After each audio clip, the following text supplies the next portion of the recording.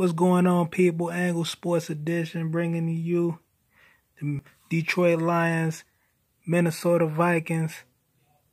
Minnesota got the home field advantage this week. We're going to bring it in. You know, I got to bring it to you, the angles this week. I'm going to try to bring you something a little something different like we did against the New England Patriots. I just want to show you something I feel like is an update for you as we go into it now. Now, since this week we got rid of one of the additions of the big game plans of what we had for a lot of years with Golden Tate. So I bring to you a little X's and O's as we do with the slot receiver / outside receiver. And now we have a new role that needs to be filled with the outside / slot receivers.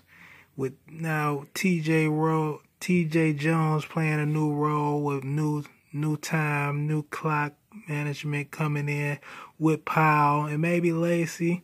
Or either Roberts even coming in, probably playing a little slot, or Luke Wilson.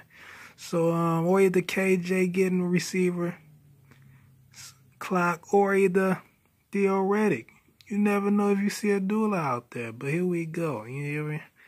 So we got a little formation, because if you seen the game last week against Seattle, man, I mean, I don't understand going against two veteran top linebackers who still got it, and a disciplined defense is the same as Minnesota. How do you expect to run another 100-yard game and you can't wear down those linebackers? A defense who looks up to the linebackers and understands how to follow the lead of the linebackers. So now I want to say maybe we need for Jim Bob Cooter to recite a little different, this game, and maybe he should play a little different with the X's and O's. And see, right here, maybe this is Powell. Maybe this is TJ Jones. Maybe he should run a little shotgun with the 4 receiver information. You see what I'm saying? Maybe this guy should run out right here. This guy, he should get out here, getting in. I've seen this in practice. They got this guy running in, maybe 7 step 5 and cut in. But you remember, you're going to have Harrison Smith, one of the best safeties, right here up at top. Now, this guy loves to put pressure on Stafford. He loves to come blitzing in sometimes. Maybe sometimes he'll line up here. But if he's the blitzer, then that's the point. You want to make sure this guy gets off your quarterback's back, man. You want to make sure this guy is in there. I believe this is what they want to do. But you're also going to have good linebackers like Minnesota have. They say Barr might be injured. Even if he is injured, you still have other good linebackers, Hendricks, and they have backups who's following the coaches in their leagues who could probably play. So you're gonna need this guy to be able to do things like this. Powell, if you've seen him in the preseason, this guy, he's good at doing this. He's good at making his money like that. Or you can make him do the 7, the 8, and now, I mean, because this will be this guy's first game playing in a big role like this. So you're really going to want him to get in there and really make some nice, really wear out moves, because that's what Tate did. I mean, Tate, this is where he made his money at, definitely playing against the Minnesota Vikings. If you're a Lions fan or Minnesota Vikings fan, you know that for sure. Golden Tate definitely did his thing against the Minnesota Vikings, against Harrison Smith or number 34, Sanjo. I know his name when I see him, but he's definitely a decent safety as well. And this could be Jones, or this could be Galladay. You definitely want to take Galladay out the picture. You want to take him up the field, or you want to get him some cuts to the outside, and same as over here on the outside over here.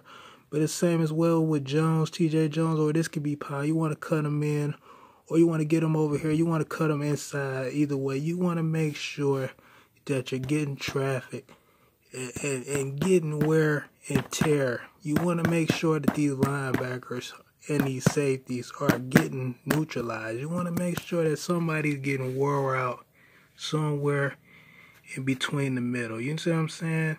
Somewhere behind these linemen, between the 1, 2, and 3 back there, those 3 linebackers, they're going to be right. We seen last season how they wanted to eat up Stafford, and we know what they're going to come and do this time. And then I got another formation, because maybe this time, this game, you don't want to take away from Luke Wilson, or you don't want to take from Roberts. So now we got a 2 tight end formation with 3 wide receivers, because maybe you want to put Powell or T.J. Jones in with Galladay or in Jones, Marvin Jones. And Stafford in the formation of a shotgun, or he could be back there just lying behind the center. Just see, I got him back there. Either way, he can move up, he can move out. That's Stafford's choice. He's just that good.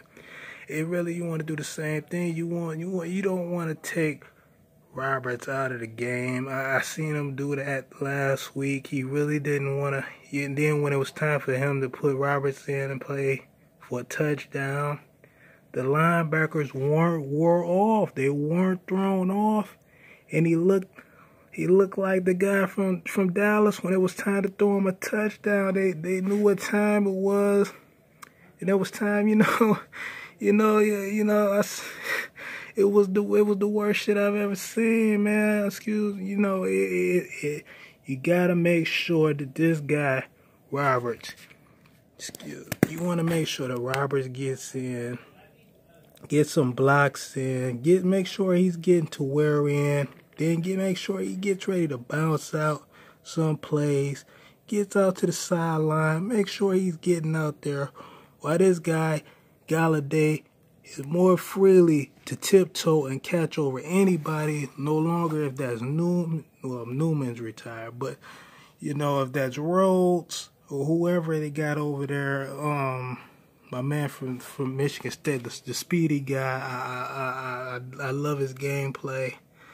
But like I said, they got good defenders, but this team can beat this team, no doubt about it. But Minnesota definitely is a great defense as well.